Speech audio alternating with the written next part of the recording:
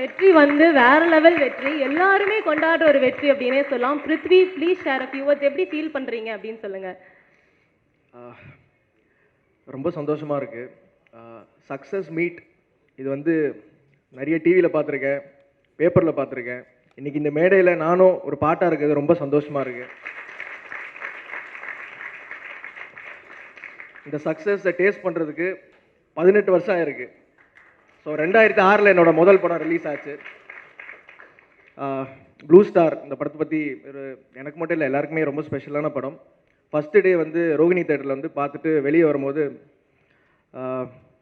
எனக்கு எப்பவுமே ஒரு விஷயம் இருக்குது. வெளியே போகும்போது எல்லாரும் பாண்டியராஜன் சார் பையன், பாண்டியராஜன் சார் பையன், இந்த டேக்லைன் எனக்கு எப்பவுமே சந்தோஷமாக இருந்துச்சு. ஒரு டைமில் என்னடா நமக்குன்னு ஒரு அடையாளம் கிடைக்கலையே, எப்போ பார்த்தாலும் அப்பா பேர் சொல்லியே கூப்பிட்றாங்களே அப்படின்ற வருத்தம் எனக்குள்ளே இருந்துக்கிட்டே இருந்துச்சு. ப்ளூ ஸ்டார் படம் முடிச்சுட்டு வெளியே வரும்போது என் பேர் கூட யாருக்குமே ஞாபகம் இல்லை. சாம் சாம் சாம் சாம் சாம்னு சொன்னாங்க.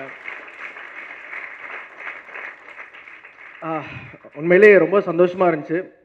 அப்போ சாமன் சொன்னோன்னே மீடியா நண்பர் வந்து ஒருத்தர் சொன்னார், ஏங்க அவர் சாம் இல்லைங்க, அவங்க அப்பா தாங்க பாண்டியராஜன் சார் அப்படின்னாங்க. இந்த வார்த்தை கேட்குறதுக்கு எனக்கு ரொம்ப சந்தோஷமாக இருந்துச்சு.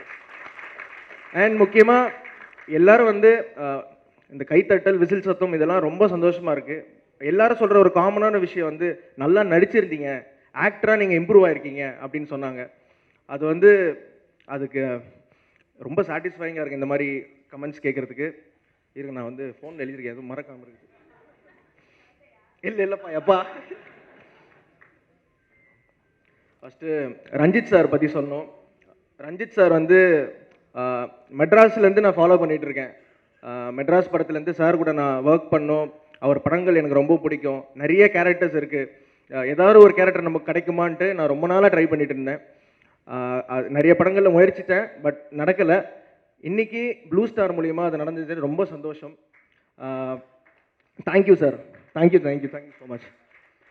அடுத்து எங்கள் டைரக்டர் ஜெயக்குமார் சார் பற்றி சொல்லணும்.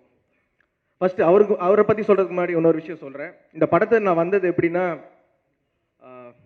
சாந்தனு என்னோட நண்பன், அவனுக்கு ஒரு பெரிய தேங்க்ஸ் சொல்கிறேன். ஏன்னா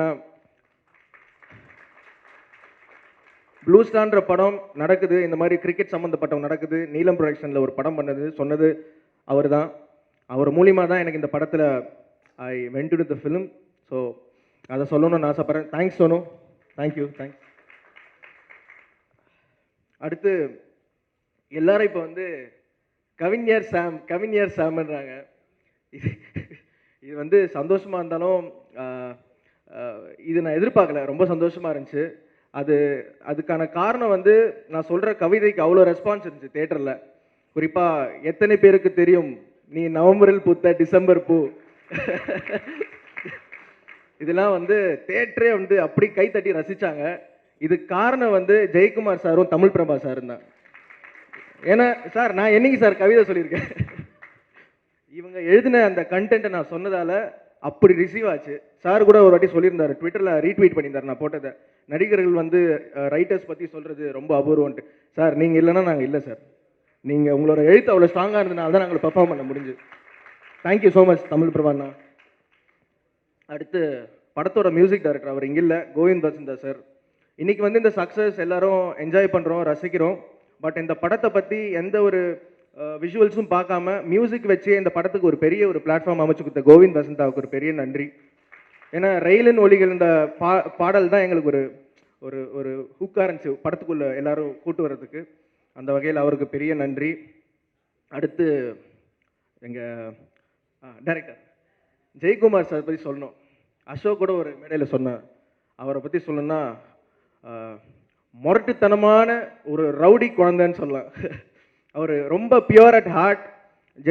ரஞ்சித் சார் சொன்னார், டே அவன் திடீர்னு கோவப்பட்டு கை விட்டுருவான்டா, எப்படி அவங்களாம் திட்டுறானா அப்படின்னாரு. சார், நீங்கள் சொல்லி தான் சார் அப்படி ஒரு கேரக்டரே எங்களுக்கு தெரியும், ரொம்ப குழந்தை மாதிரி எங்களை ஹேண்டில் பண்ணார் சார் அப்படின்னு சொன்னேன். Thank you Jai sir, thank you so much, thank you so much.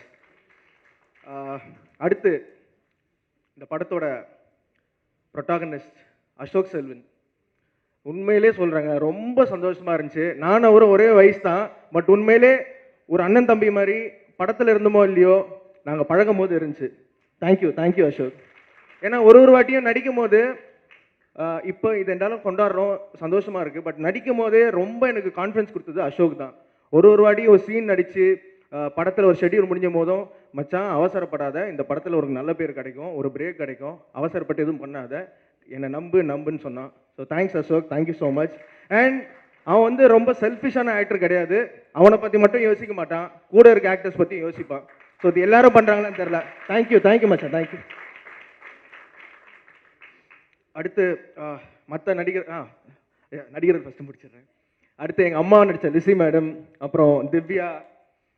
அம்மா அவங்கள பற்றி சொல்லணும். உண்மையிலே எங்களுக்கு நடிக்கும் போது எங்கெல்லாம் அந்த கேரக்டர்லாம் மறந்து அப்படியே ஒரு அம்மா கிட்ட ஒரு பையன் என்ன ஒரு அஃபெக்ஷன் செலுத்துவானோ அந்த மாதிரி தான் இருந்துச்சு. அம்மாவை நடித்த லிசி மேடம், அப்புறம் குமரவேல் சார், அப்புறம் எங்கள் டீம் நிறைய பேர் இருக்காங்க. Tharun, Sudha, Dhamu, Sadagopan, sorry Nandagopal, sorry. So எல்லாருக்கும் பெரிய நன்றி.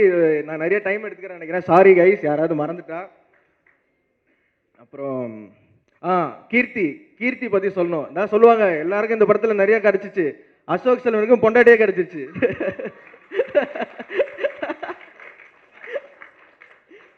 So thank you so much. And இந்த படத்தில் த்ரூவ்னு ஒருத்தர் வந்து ஒர்க் பண்ணார்.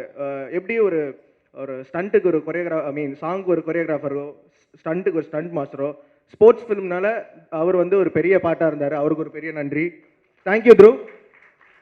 அடுத்து எடிட்டர், எங்கள் படத்தோட எடிட்டர் தாங்க ஸ்ட்ரென்த்து.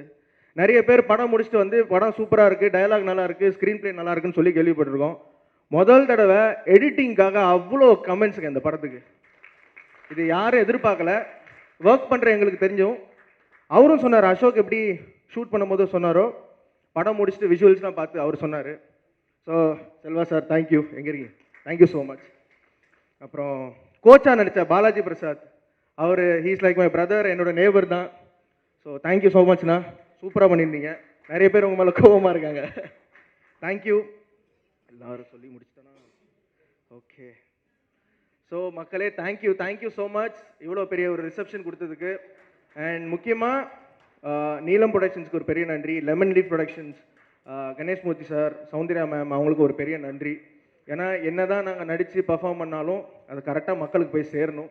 அந்த வகையில் சக்தி ஃபிலிம் ஃபேக்ட்ரி அவங்க ஒரு பெரிய பார்ட் இந்த படத்தில்.